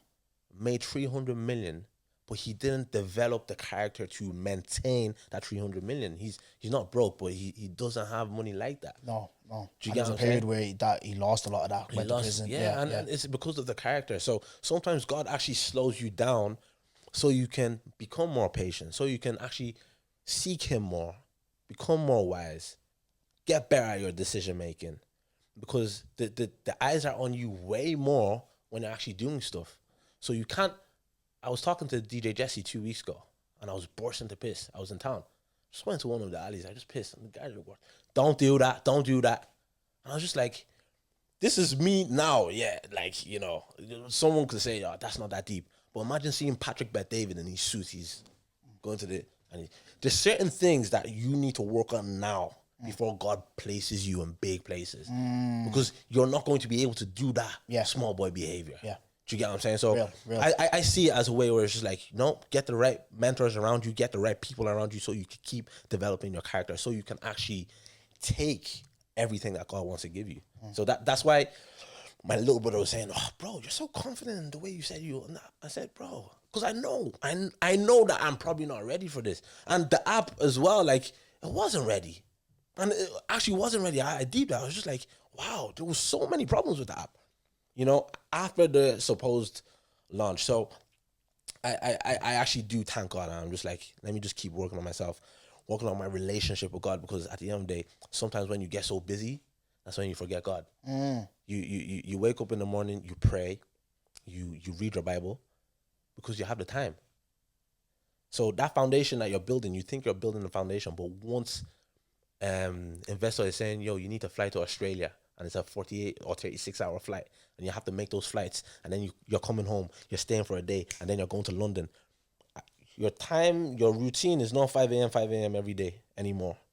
Is that foundation strong enough to be like, doesn't matter what investor is calling me, I need to still pray, I need to still read my Bible?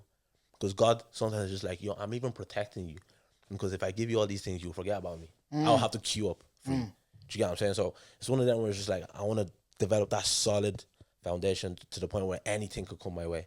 I just still focus on God. It was a beautiful story you told on Sharon's pod. And look at you guys, all you guys who don't like me, I plug with you. I'm plugging all of you. Sharon. Anyways, go watch the episode if you haven't watched it, yeah?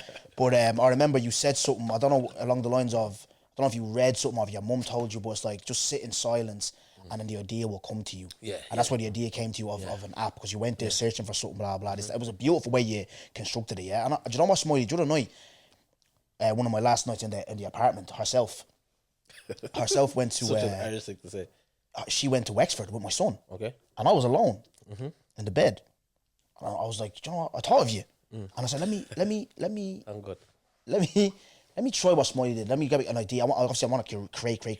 And let me think of like, how long do you have to lie there for? Like 10 minutes. 10 minutes, right? Just don't move.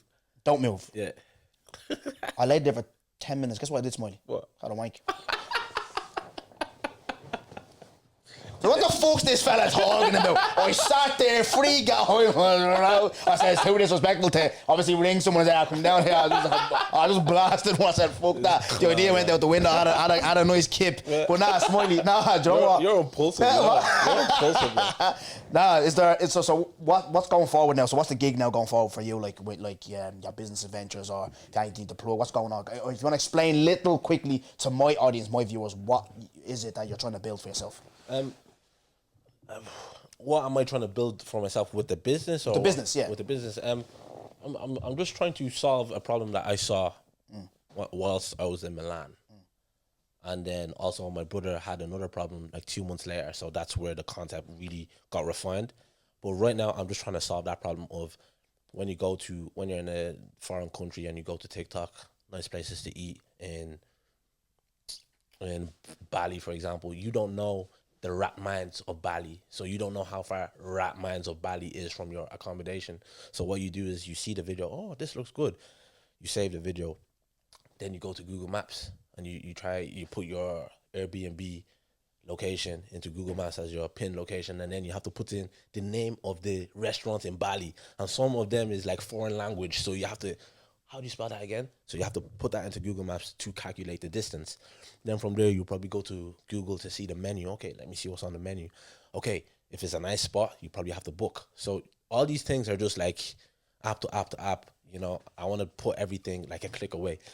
Because what actually happened to my brother was he was in Manchester with a group of his OC gang, and they found a nice restaurant in not a restaurant. They found they were looking for things to do. It was the last day of the trip. They were looking for things to do. So one of the girls typed in things to do in Manchester. They found a nice golfing facility, and they were like, "Yeah, let's go."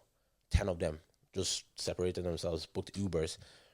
They got there like a 20-minute journey, and then they got there. They go like, "Yeah, we're here for the golf thing." He goes, "Oh yeah, it's £50 per person." And they're like, "Wait, what? £50 thereabouts, isn't it?" I'm like, "What?" And they were just like, "Ugh, if we knew this," in their head, or they said it internally, "if we knew this, we wouldn't have gone here. We wouldn't have come here." So I was just like, that's it. TikTok has made all of us so lazy. We don't actually go out unless you're like a proper travel enthusiast. You get all those details right, you know. But TikTok has made the normal people like myself so lazy to the point where this looks good. 20 minutes away, boom, let's go. And there's a few little things that may trick you. And that's what the app is trying to solve, where it's just like we put all the information in the one place, all the essential information that you need. The same way you consume the TikTok video is the same way you will see it on the app, but you'll have all the information, all the so key you're not gonna be information. surprised. Yeah, a click away. So opening hours. I remember my boys, they went to Stockholm last year, and they looked for a go-karting spot. They found a go-karting spot from TikTok. They went there, 30-minute journey. They got there and they go, "Oh, sorry, we don't allow people that don't book." I'm like, they literally posted their go-karting place. They didn't do anything. They just posted it just for the socials. And it pained me. I was just like, oh, if only there was like, with the video, you get the essential details that you need to just not get surprised when you get there. And the reason why some people have this issues is because as I said, we're lazy. We don't want to do especially for travel, bro. You have to Google Maps, TikTok, Airbnb, up, down. So I just want to consolidate everything into one interface, so you can literally scroll the same way you're scrolling on TikTok, but nothing is really catching you out. That's the aim. That's what we're trying to solve. And eventually, the vision is to make going out and experiencing new things as easy as staying in. You know, I was able to find God. I was able to really step into who I'm actually meant to be as a result of going to Milan. And if I stayed in Dublin, best believe I probably would have had the wank as well. God knows. You said that on perfect. I probably would have, bro. Just being comfortable. That is fucking brilliant. Bro, I'm sitting here, I'm like, this is fucking. I'm just thinking this podcast, he's speaking well. I'm funny when it's true. Being comfortable is the enemy. Yeah, bro. 100%, bro. Yeah. Like, obviously, my mom was very specific when she gave me that vision. It was beautiful. You need to go outside of it was absolutely. I think I was here actually. Yeah, you were. I was here. It was beautiful listening to that. Even the key role what our mums play, bro. Yeah. Even again, I know. I'm not even again. You know the ins. It's brilliant because the next two guests know the ins and outs of what happened to man. Yeah. But I'm stronger for it, and I know this is not a negative. It's a positive, bro. Mm-hmm. Even right now, think about that couch, me back's in bits, but I'll overcome. You know what I mean? Exactly. And I might have the best wank in my life on that fucking couch. You know what I mean? One day. But nah, Smiley, it's been fucking brilliant, man. Go chopping up with you. And just one more thing. We're not finished. But go on. Okay, one more thing on what you're saying. I think when, by God's grace, when you do make it, I think you're gonna have a fantastic story to tell. 100. That's what it's about, bro. Yeah, you have so many challenges that you've been through. Yeah. And Alex Hormozy is a very big role model in my life in terms of business, and he has lost his money like 3 times. And he's 33. He has so many stories to tell. And I'm just like, that's the mark of a successful person. Yeah. Not that I just got lucky. Yeah, I just got lucky. This Irish accent has all that. I just got lucky. Do you get what I'm saying? Where it's just like, oh yeah, bro, I had a business partner. He did a lot of the work. I just did it. You don't have this podcast will only be 10 minutes. Do you get what I'm saying? But someone that has been through a lot of trials and tribulations, see that couch as just like, I am making an even more epic story. Movies, you don't watch movies that the husband and the wife, everything is rosy, the children are performing well in school. We don't watch those movies all through. We are waiting for the conflict. We're waiting for the main character to go through conflict. And the conflict lasts for about an hour and a half. And then we get to see the 10 minutes at the end. Overcoming. Exactly. So in this season, stack up the stories, stack up the challenges. Yeah. Do you get what I'm saying? Stack up the she left me and I had to do the and I had to couch on the. This is your third time, fourth time, Sixth or sixth seventh. time. Do you get what I'm saying? Stack it up because Yeah, when you do overcome all these things, it's just like you're going to have a catalog of stories to tell. And you can do it. It tells the men you can do it. Yes. You know what I mean? I'm right on your 100%. doorstep. You can do it. Not perfect. Smile. I absolutely love this conversation. As you know how I end, bro. I've been asking you questions. Have you got a question for me? My one question only segment. Because I know when you were managing, you were watching. So I think you kind of like this segment. Okay. If you had the choice between taking 10 million euros right now, but you have to stop everything to do with content, or no 10 million, you're able to continue with content, what would you choose? And I'll say purpose. Let's say purpose. I can see your face. let me reduce it to 1 million. Yeah, 1 million, because 10 million. 1 million. Listen, I'm not gonna lie. The woke answer is to say, keep going and like, what's it called? Not take the money and just keep on going and you'll reach more money. Do you know what? I'm not gonna go for the woke answer. I'm not gonna lie to you, bro. You go for the 1 million. There's 15 euro on my account right now. I'm gonna go for the 1 million. You know what I mean? I think a lot of people would, but the reason why I asked that question why are you asking? Yeah. Because I think the only way you can maintain 1 million is if you go through all the trials. Yeah. If someone threw money at my startup, take 500k, I'll blow it. I'll blow it because I'm going for this target audience. I think this is the right target audience, but now I'm realizing it's not. And if I threw money at the situation, I'm blowing that money. But when you don't have money, you have to be resourceful. Yeah. As a result of being resourceful, you get creative. You start becoming wiser. Decision making gets better. Do you get what I'm saying? So that's why I asked you that question to see if your situation is different. Right here, but No, like, it is. Your way is correct though. And like you say, bro, it's like it is like that's what you see like a lot. Let me talk basketball. 'Cause I remember having this conversation. I don't know who else having it with, but looks like Jam Morant, who are from the hood. They don't know how to manage money. Jam Morant. Yeah, Jam Morant. They don't know how to manage. They are gonna go around Instagram live and waving guns and getting suspended because they don't come from money. Yeah. Do you know what I mean? They're not educated, bro. Yeah, They're just exactly. they have a special, unique talent. Here's $50 million. Exactly. And go and live life. Yeah, These men make all these mistakes and all. Do you know what I mean? So no, you're spot on. You're spot on. But look, let's just see what this journey God takes me on. Like you said, like it's money. I remember John saying it here. God doesn't want to give you money because you're probably turning into McGregor. The thing is, you would. The thing is, you would. No, I don't think I would. Maybe. But for me, like you said though, Smiley, and we were having this conversation in the car yesterday. Me, Chloe Renz, and Ness after church. My thing is like, it's not good enough for me to keep on saying, Smiley, I met Ness because of you.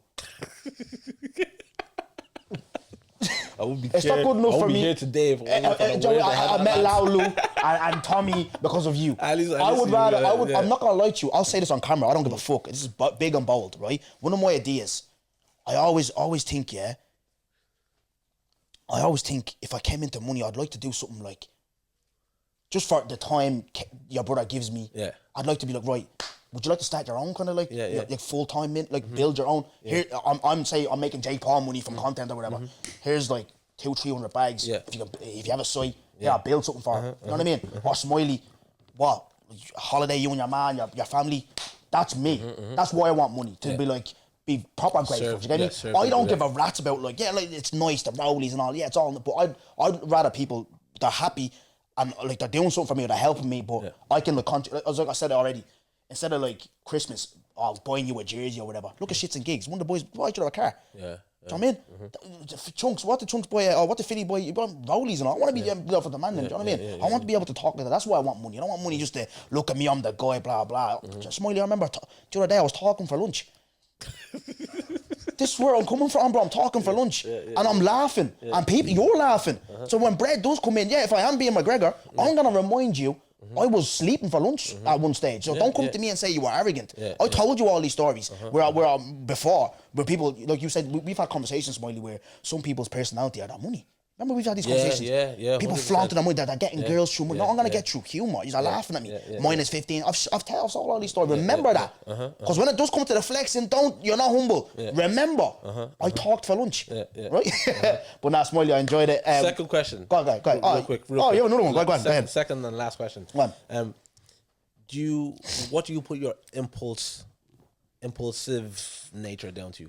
Can you dumb down that English? Because I'm Impulsive, like as you said, you were sitting for 10 minutes and you're just like no discipline kind of thing. What do you put that down? Because I know we joke about it, but serious talk, like what do you put it down to? I think it's number one, boredom, Smiley. I want, see with the creative, okay, right now, after today, I'm not recording again. So I've now put myself out there. I'm like, yeah, listen, you follow podcasters. I want to work. Yeah. But where's your head at GTG charger? After that, who? Yeah. What am I doing? I'm not going to go on there every week. I'm not part of the panel. They don't have a fucking podcast. I'm on there every week. Do you know what I mean? So fucking, I'm just bored, bro. I just want to be active. I want that life where like, I'm shooting this or I'm meeting. I just, do you know what I mean? It's just boredom, Smiley. That's what it is. And know what it is? You're spot on though. It is, bro. It is fucking. It's lack of discipline, bro.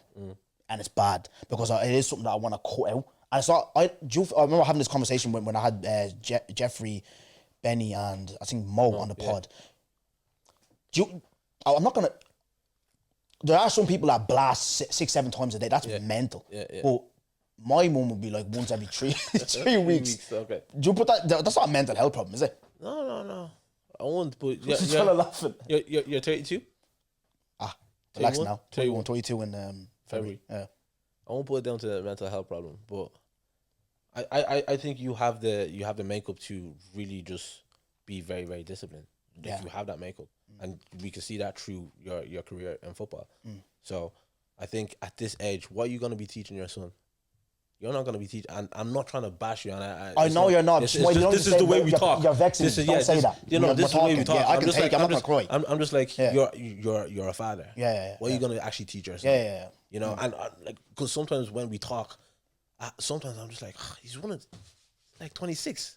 You're not 26, bro. You know, and you actually have a son. You actually have to put in him.